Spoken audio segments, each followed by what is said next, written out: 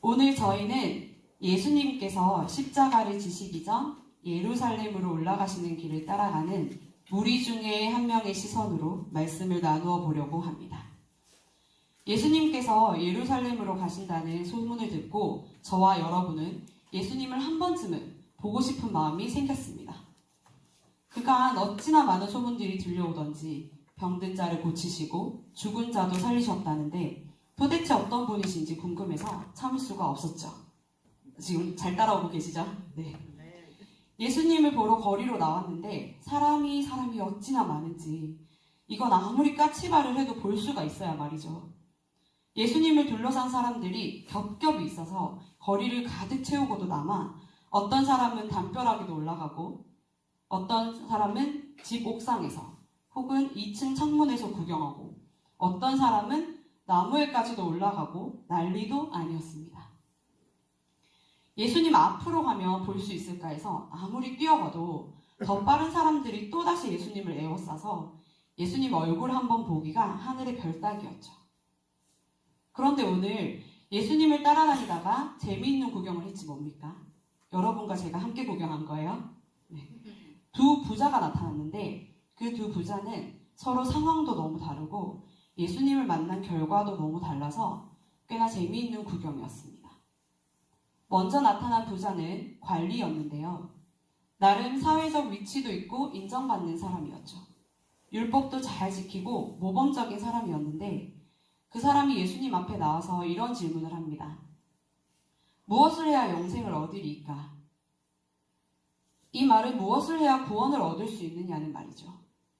예수님께서 대답하셨어요. 계명을 지키라고요. 간음하지 말고, 살인하지 말고, 도둑질하지 말고, 거짓 증언하지 말고, 내 부모를 공경하라고요. 혹시 이거 중에 안 지키는 거 있으신 분 계신가요?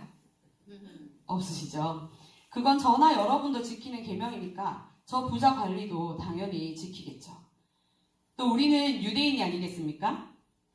선택받은 민족. 그러니 당연히 율법을 잘 지키면 구원을 받겠죠. 그 부자도 당연하게 대답했습니다. 어려서부터 다 지켰다고요.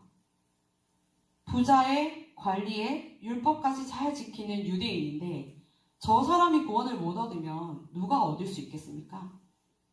그 자리에 있던 대부분의 사람들은 저와 여러분을 포함해서 고개를 끄덕였습니다.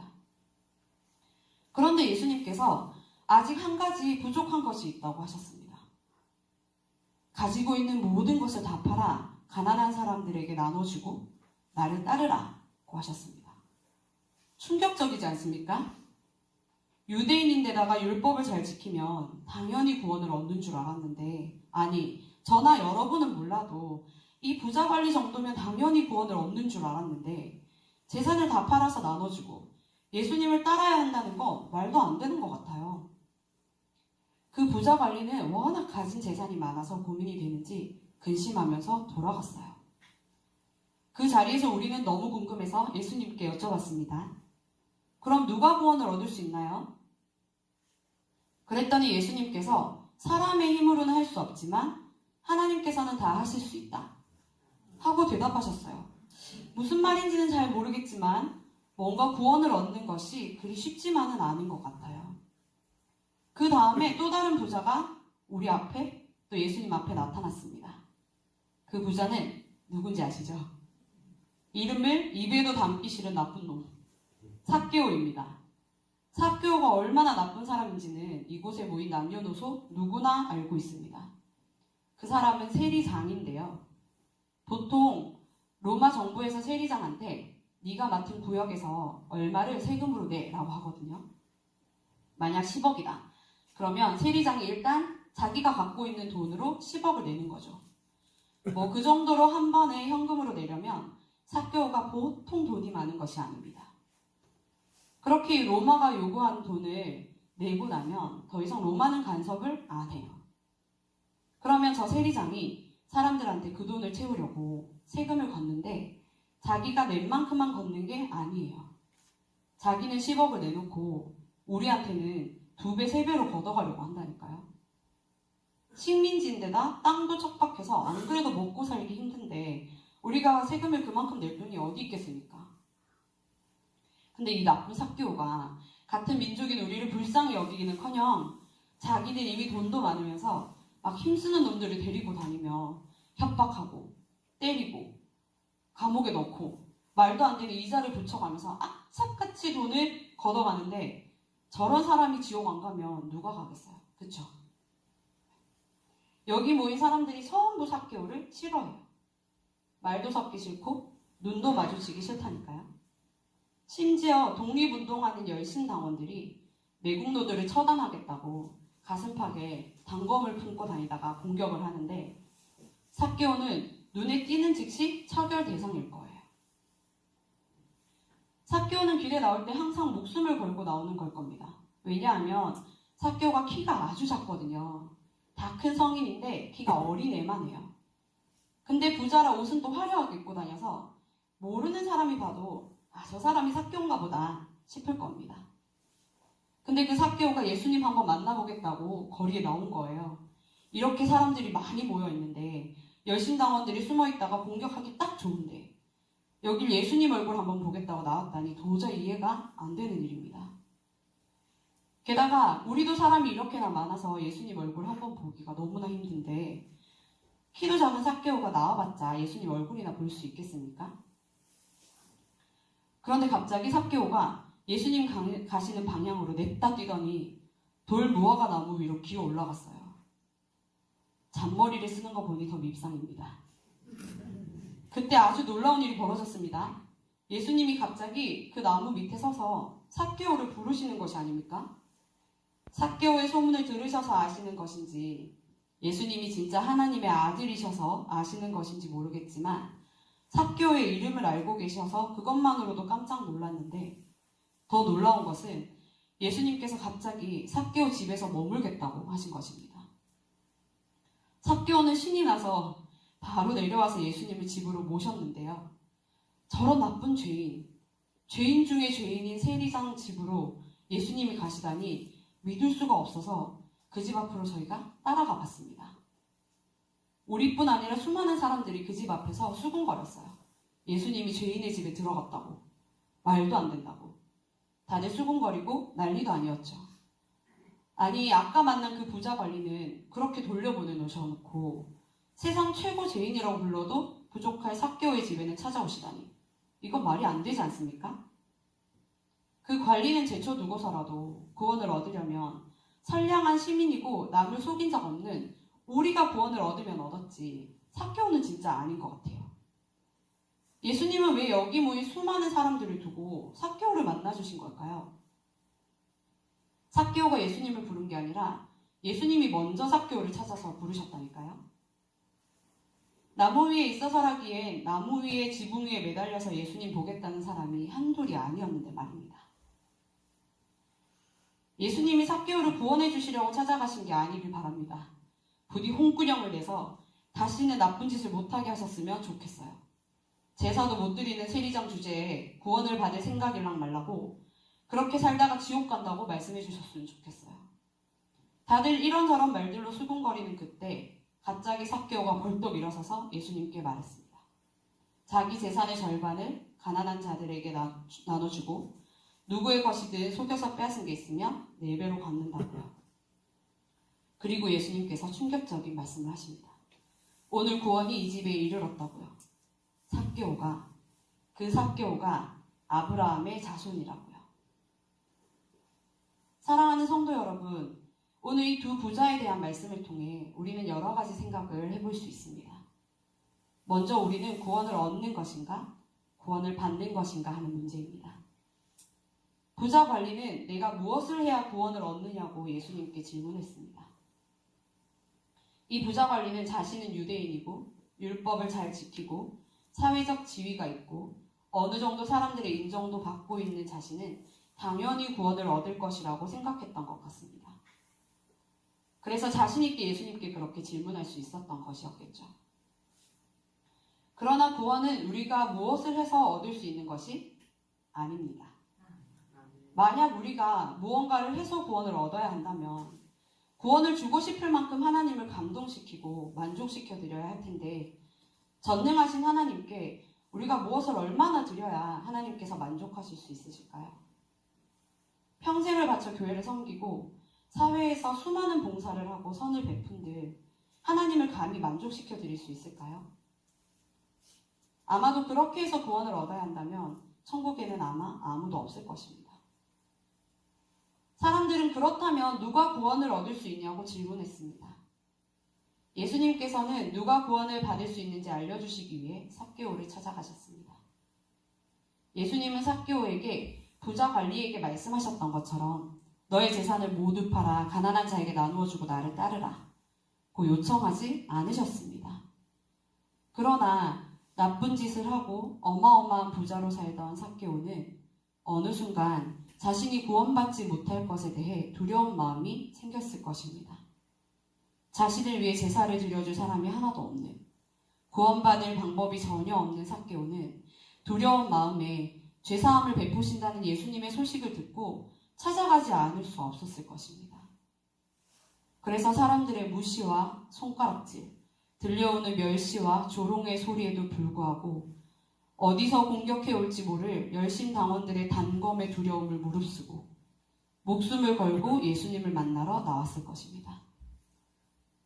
그리고 드디어 예수님께서 자신을 만나 주셨을 때 그는 즉시 나무에서 내려와 기뻐하며 예수님을 영접했고 그동안 저지른 자신의 잘못을 모두 회개했습니다. 재산의 절반을 가난한 자에게 나누어 주고 부정한 방법으로 빼앗은 것들을 4배나 갚아주고 나면 빈털터리가 될지도 모르지만 기꺼이 그렇게 하겠노라고 예수님께 고백했습니다. 부자 관리에게는 구원이 자신의 재산을 팔자니 재산이 워낙 많아 근심이 되는 문제였다면 삭개오에게는 구원이 자신의 재산을 모두 포기하고서라도 받고 싶은 간절한 것이었습니다. 그렇다면 두려운 마음으로 우리의 전 재산을 주님께 바치고 빈털터리가 되어야 구원을 얻는 것일까요? 그런 뜻은 아닙니다. 예수님은 구원을 선포하실 때 믿음을 보시고 구원을 선포하십니다. 죄사함을 위하여 주님 앞으로 나아오고 어떠한 장애물을 넘어서라도 예수님을 만나야만 하겠다고 다짐하고 예수님을 만나서 자신의 잘못을 고백하며 뉘우치고 이전까지의 삶을 버리고 싶다고 앞으로는 주님을 만난 자로서 새롭게 살기를 다짐하는 이 삭개오의 태도와 목적을 예수님께서는 믿음으로 여겨주셨습니다. 하나님은 저와 여러분에게도 이미 구원을 베푸셨습니다. 하나님의 말로 다 할 수 없는 사랑과 은혜로 그저 예수님을 나의 구주로 믿고 고백만 하면 거저주시는 은혜로 구원을 베푸셨습니다. 그렇다면 저와 여러분에게 지금 현재 구원이 어떤 의미인지 생각해 보았으면 좋겠습니다. 구원받은 자답게 예수님을 따르는 삶을 살자니 나의 생각과 나의 목적과 내가 가진 것들을 포기하기가 어려워 근심하고 있는 부자 관리와 같은 모습인지 혹은 구원에도 자격 조건이 있다며 예수님을 따라다니던 무리들처럼 구원받을 자와 받지 못할 자를 나름의 기준으로 가르고 판단하고 있지는 않은지 아니면 기꺼이 주님을 인생의 주인으로 삼고 따르며 나의 것들을 포기하고 주를 위해 살겠노라 다짐하고 그렇게 살아내는 삭개오와 같은 모습인지 돌아볼 수 있기를 소원합니다. 구원을 받은 것에 감격이 있고 즐거이 주를 따르는 삶을 살고 있다면 감사할 일이지만 혹시 그렇지 않은 분들이 있다면 이 이야기를 함께 나누고 싶습니다. 신앙생활은 마치 줄다리기와 같다고 합니다. 저와 성도님들이 줄다리기를 하는데 제가 워낙 힘이 세서 팽팽하게 당기고 있다고 칩시다. 어느 순간 제가 지쳐서 힘을 조금 빼게 되면 저는 어떻게 될까요? 여러분 쪽으로 확 당겨가면 쓰러지게 되겠죠. 우리가 잡고 있는 한쪽 줄은 하나님이 당기시고 또 다른 한쪽 줄을 사탄이 당기고 있습니다. 하나님이 당기시는 줄을 의지적으로 온 힘을 다해서 당겨야 아니 매달리다시피 해야 하나님 쪽으로 조금 갈 수 있을 것입니다. 그런데 내일 해결해야 할 문제가 있어서 체력을 좀 아껴야겠거나 내일 근육통이 오면 어쩌지? 하는 근심으로 힘을 조금 빼버리면 어떻게 될까요? 사탄이 당기는 쪽으로 확 끌려가 쓰러져 버리고 말 것입니다. 우리는 연약하여 지치기 쉽기에 늘상 그 줄다리기에서 이렇게 확 끌려가 쓰러져 버리곤 합니다. 그래서 자주 절망하고 내가 과연 믿음이 있는가, 진짜 구원을 받은 자인가 하고 의심하게 될 때가 많습니다. 그러나 중요한 건 하나님은 이미 우리가 그렇게 약한 존재인 것을 알고 계시다는 것입니다. 히브리서 4장 15절 16절 말씀을 함께 찾아보기를 원합니다. 히브리서 4장 15절에서 16절입니다. 신약성경 357페이지입니다. 히브리서 4장 15절 16절 함께 읽을게요. 시작. 우리에게 있는 대제사장은 우리의 연약함을 동정하지 못하시리가 아니요 모든 일에 우리와 똑같이 시험을 받으시니로되 죄는 없으시니라. 그러므로 우리는 긍휼하심을 받고 때를 따라 돕는 은혜를 얻기 위하여 은혜의 보좌 앞에 담대히 나아갈 것이니라. 아멘. 하나님께서는 한 번 잡으신 그 줄을 결코 놓지 않으십니다. 우리의 연약함을 불쌍히 여기시고 사랑과 긍휼로 그 줄을 계속해서 잡고 당기고 있으십니다. 그러니 우리는 넘어져도 또 다시 그 줄을 잡기만 하면 됩니다. 그 줄을 다시 잡는 방법은 무엇일까요? 하나는 공동체 안에 계속 머무는 것입니다. 공동체 안에서 나만 쓰러지는 것이 아님을 보게 될 때 우리는 말로는 받을 수 없는 큰 위로를 받게 됩니다. 그리고 혼자서는 쓰러져 일어날 힘이 없을 때 공동체 안에서 다른 지체들이 잡아주면 함께 그 줄을 잡을 수 있습니다. 오늘 말씀에서 예수님을 따라다니던 무리들처럼 서로를 판단하고 정죄하지 않고 예수님께서 삭개오에게 그러하셨듯이 서로에게 찾아가 세워주고 위로하며 기도로 함께 그 줄을 잡을 수 있길 소원합니다. 또 하나는 교회에 나와 예배 가운데 계속 머무는 것입니다. 눈앞의 어려움과 문제에 집중하던 시선을 돌려 하나님을 바라보고 하나님의 말씀을 계속 들으며 하나님이 어떤 분이신지 더 잘 알게 되길 소원합니다. 그러면 하나님께서 베푸시는 사랑과 은혜를 깨닫게 되고 우리를 결코 포기하지 않으시는 하나님의 그 줄을 다시 잡을 수 있게 됩니다. 말씀을 정리하겠습니다. 예수님은 어찌할 수 없는 죄인인 삭개오가 간절히 구원을 사모하며 회개하고 변화하기로 결단하는 그것을 믿음으로 여겨주시고 구원을 베풀어 주셨습니다. 그리고 구원을 받은 삭개오는 자신의 것을 다 버리고 주님을 따랐습니다.